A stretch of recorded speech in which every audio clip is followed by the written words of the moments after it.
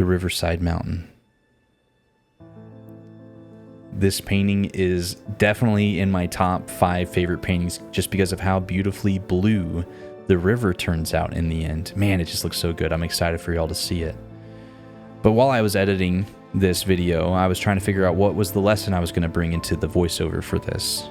And the one thing that just kept coming to my mind was the future of how life is like a river, and it has its moments where it's just roaring rapids and where it's just peaceful and serene, where you can catch your breath.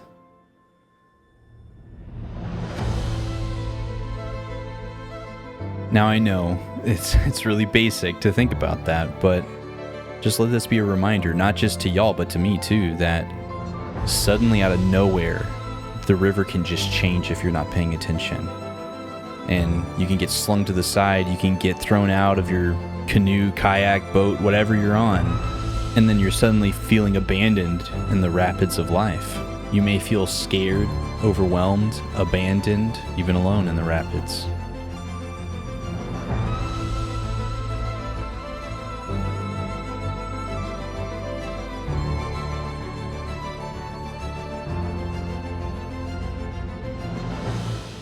Now, I'm saying this as to be a reminder to all of us, to me, to everyone who's listening to this video, that you can't solo everything that you go through in your life.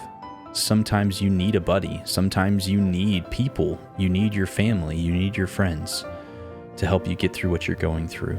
And I am speaking from experience. High school, I had my group of friends and family, my close support system that helped me through everything, thick and thin. And then I went to college and I felt alone. I felt by myself, even though I had people that were my friends and had my back. I never felt more alone. And I never reached out to people, even my close friends and family from where I used to live. And that had its lasting effects on me. And I'm here to tell you, don't do what I did. Because if you do what I did, next thing you know, it takes you years to figure out how to trust people again. It takes years to get out of comfort zones and to go out and just do things.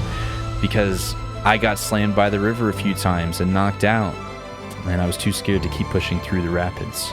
I was so focused on that big boulder a mile down the river instead of this small rock 2 feet in front of me.